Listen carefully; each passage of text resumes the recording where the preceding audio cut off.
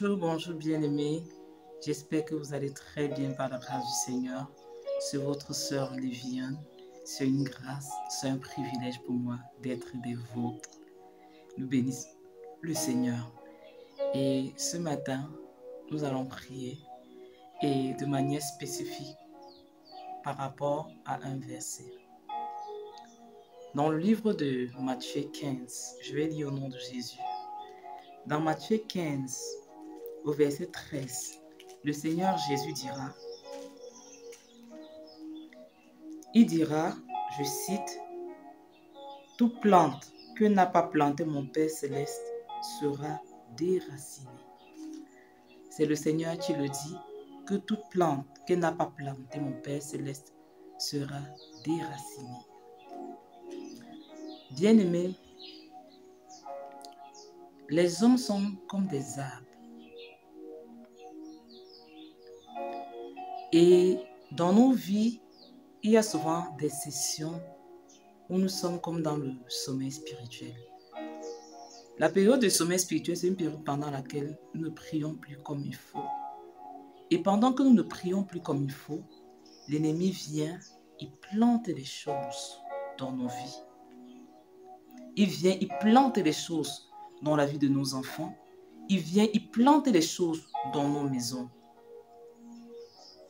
Et le Seigneur est en train de dire que toute plante que le Père n'a pas plantée ne sera pas abattue ni coupée, mais sera déracinée. Bien-aimés, il y a des saisons dans notre vie où nous dormons, alors que le Seigneur s'attend à ce que nous prions. Et pendant que nous sommes en train de dormir, il y a un ennemi qui est en train de s'aimer l'ivraie. Et qui est l'ennemi? C'est le diable. Et qui est l'ennemi? Ce sont les agents de Satan. Dans le livre de Matthieu 13, le Seigneur nous donne une parabole. Il nous parle de l'histoire d'un homme qui avait sémé du blé dans son champ, de la bonne semence. La Bible dit que la nuit, pendant qu'on dormait, retenez bien, Matthieu 13, verset 25, la Bible dit, « Mais pendant que les gens dormaient, son ennemi vint, sema de l'ivraie parmi le blé et s'en alla. » La Bible nous dit quelque chose de capital. L'ennemi vient s'aimer l'ivraie pendant la nuit, pendant que les gens dorment. C'est là où Satan vient planter des choses dans nos vies, dans la vie de nos enfants, dans la vie des personnes autour de nous. Quand? Pendant que nous dormions. Pendant que nous dormions, alors que le Seigneur avait prévu que nous soyons en éveil spirituel pour contrecarrer ses œuvres.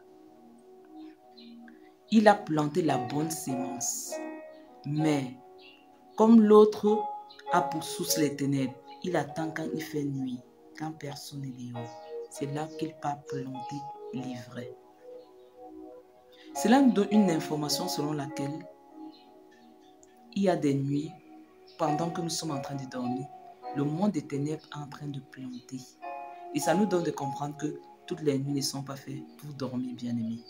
Parce que pendant que nous sommes en train de dormir, l'ennemi est en train de planter dans notre champ. Que représente notre champ? Notre maison, la vie de nos enfants, notre travail, notre assemblée locale. Et la parole nous compare à des arbres. Et je peux réaliser que le plus grand semeur de tous les temps, c'est Dieu lui-même. La Bible dit, Dieu a planté Christ avant même la fondation du monde. Et dans le livre de Jean, il nous est dit que si le grain de blé qui tombe à terre ne meurt, il ne peut porter du fruit. Mais s'il meurt, il porte beaucoup de fruits. On peut voir, Christ est le grain de blé qui est mort et qui a donné plusieurs fils à Dieu. Et Dieu commence ce monde en plantant. Donc, ceux qui croient que vous connaissez s'aimer beaucoup là, le plus grand semeur de tout le temps, c'est Dieu. Parce qu'il a commencé en sémant Jésus, la plus belle de toutes ses semences et la plus précieuse. Dieu lui-même ne sème pas n'importe quoi. Il a sémé ce qui était précieux. Il a sémé Christ. La Bible dit, il a fait un jardin en Éden. Genèse 2, 8. La Bible dit quoi? Au milieu du jardin, il a planté la plus belle de toutes ses semences. Et quelle est la plus belle de toutes ces semences que Dieu a plantées? Il a planté Christ. Il a planté Jésus. L'arbre de vie qui est au milieu du jardin, c'est Christ. Parce qu'il est celui qui a toujours existé. Il est celui qui était au commencement. Dieu commence ce monde en plantant Christ. Il est cette lumière que le Seigneur a dit que la lumière soit au commencement de la création. Et la Bible nous dit, au milieu du jardin, il y avait l'arbre de vie. Mais qui avait l'arbre de la connaissance du mal et du bien. Et on ne nous a pas dit que c'est Dieu qui a planté cela. Quoique il y ait le bien dans cet arbre-là, le Seigneur avait interdit à Adam et à Ève de goûter à cet arbre. Parce que cet arbre-là contenait la mort. La Bible dit, dans la nuit, pendant qu'on dormait, l'ennemi a planté. L'ennemi a planté de la mauvaise semence. La Bible nous dit dans le livre de Somme 1 que nous sommes des arbres. Que béni est l'homme qui ne marche pas selon le conseil des méchants, qui ne s'assied pas en compagnie des moqueurs, mais qui trouve plaisir dans la loi de l'Éternel et qui la médite de jour comme de nuit. Il est comme un arbre planté au bord d'un courant d'eau. Il donne son fruit à sa saison. Il ne connaît pas la sécheresse.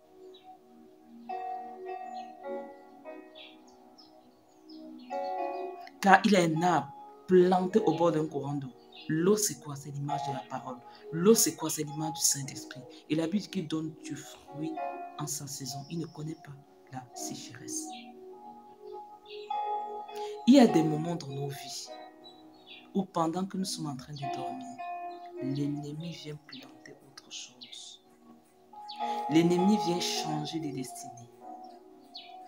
L'ennemi vient échanger nos vies pour nous donner des vies que nous ne connaissons pas et que nous ne comprenons pas. La Bible dit que Paul et Silas étaient en prison. C'était un endroit où ils devaient pleurer. C'était une nuit où ils devaient passer le temps à s'apitoyer sur leur sort.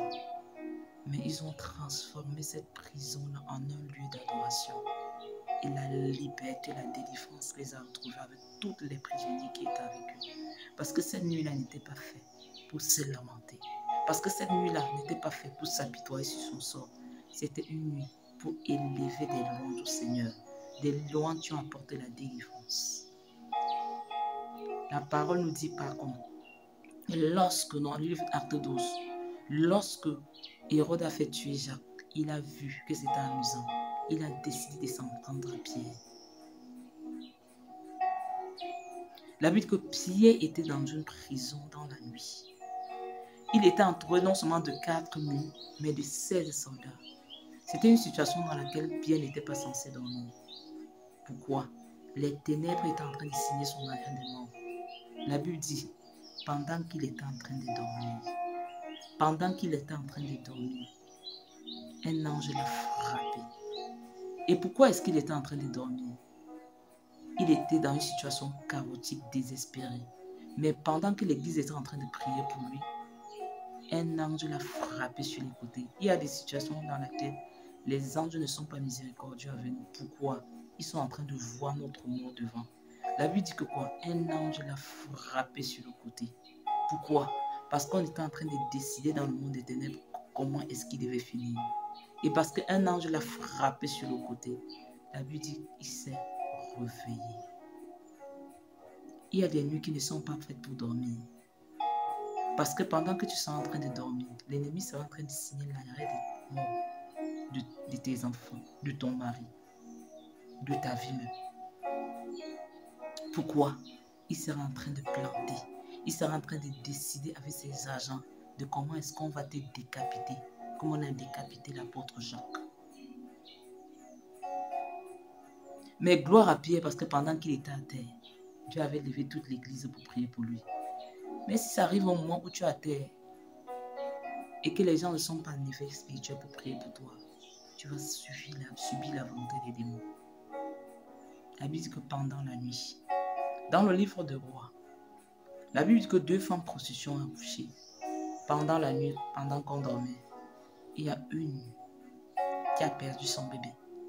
Et elle a échangé son bébé avec celle de l'autre. C'est pendant la nuit que Satan échange la destinée des personnes. Toutes les nuits ne sont pas faites pour dormir. Il y a des nuits qui sont faites pour lutter, comme Jacob a lutté avec Dieu. Parce que le monde des ténèbres a décidé de finir avec ta vie. Mais gloire soit rendue à Jésus. Pourquoi? Parce que celui qui nous réveille, c'est le Christ. Et lorsque le Christ nous réveille, il dit, à cause de son amour et de sa miséricorde pour nous, tout arbre que le Père n'a pas planté sera déraciné. Lorsque le Seigneur appelle le prophète Jérémie, il dit, je t'appelle et je t'établis prophète, afin que tu abattes, afin que tu arraches et afin que tu plantes.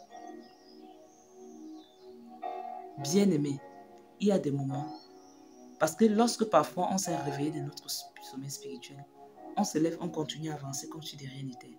Mais on oublie que pendant le temps où nous ne parvenons plus à prier là, où nous n'étions pas éveillés là, l'ennemi a planté des choses dans nos vies. Et lorsque le Seigneur nous réveille, nous sommes censés aller déraciner ce que l'ennemi a planté pendant notre sommeil spirituel. Ce que l'ennemi a semé dans la vie de ton enfant pendant que tu dormais, tu as appelé à arracher cela, à déraciner cela.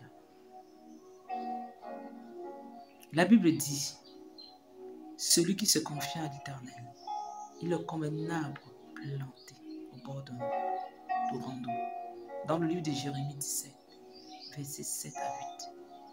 La Bible dit qu'il envoie ses racines profondément dans le sol pour puiser ce dont il a besoin lorsque les vents et les tempêtes soufflent debout, parce qu'il est raciné. Et Jésus un jour nous a dit, il est le cep, le Père qu'il a planté est le vigneron, et nous sommes des sables. Ça veut dire que c'est attaché au cep qui est Christ que nous pouvons porter du fruit. Et n'oublions pas que Paul a dit que nous étions l'olivier sauvage, mais l'olivier franc a été tranché afin que l'olivier sauvage que nous sommes, nous soyons greffés. Qu'est-ce que l'ennemi a planté pendant que tu étais en train de dormir?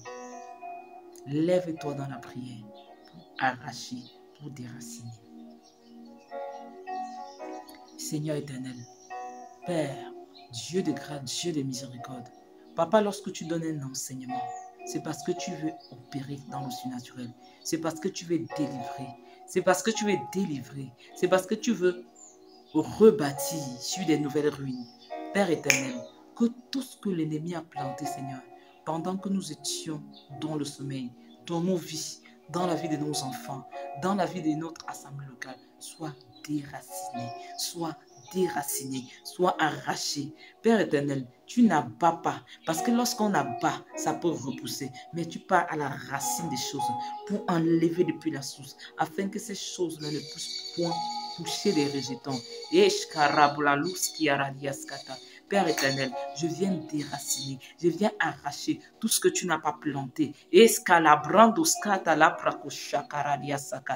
que tout ce que tu n'as pas planté, Papa, que tout ce que tu n'as pas sémé soit arraché. C'est toi qui as déclaré dans la parole que tout plan que le Père n'a pas planté sera déraciné au travers de l'autorité du Saint-Esprit que tu nous as donné, au travers de la puissance de Jésus que tu nous as donné. Nous arrachons ce qui n'a pas été planté du Père. Nous arrachons ce que l'ennemi a planté pendant notre sommeil spirituel. Les brandasco, les brandoscarariachaka. Nous arrachons ce que tu n'as pas sémé. Nous arrachons ce que tu n'as pas planté.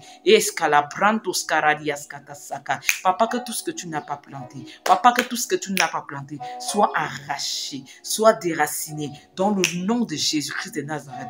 Et les Papa, je viens arracher ce que tu n'as pas planté, Seigneur de gloire. Et scandala, marandele, parundiasaka. Je viens briser toute œuvre de la sorcellerie, Père. Tu as pris place pendant que le sommeil, Père éternel. Papa, je viens arracher, Seigneur, toutes ces manches, Père, d'impureté que l'ennemi a sémé dans la vie de mes enfants. Pendant que, Seigneur, mon Dieu, nous étions endormis. Parce que tu as déclaré que tout arbre que le Père n'a pas planté sera déraciné, papa. Je viens fermer les yeux qu'il a ouverts, papa, afin qu'ils voient l'arbre de la connaissance du bien et du mal, papa, qui leur est interdit de manger, afin qu'ils commencent à voir comme un arbre qui est beau, agréable à la vue, précieux pour ouvrir l'intelligence. Je viens, Seigneur de gloire, fermer ces yeux spirituels que l'ennemi a ouverts pendant le sommeil spirituel. Ces yeux sont fermés par l'autorité du nom de Jésus. Et les prendre Papa, sois élevé, sois glorifié au nom de Jésus-Christ de Nazareth. Alléluia, Saint-Esprit, merci pour ta puissance au nom de Jésus.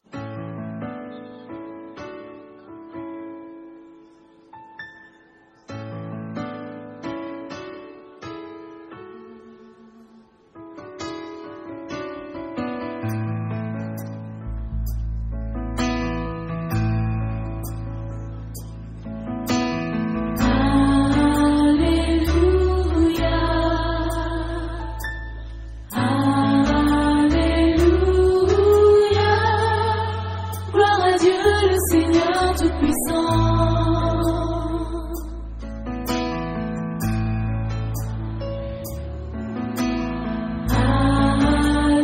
Alléluia.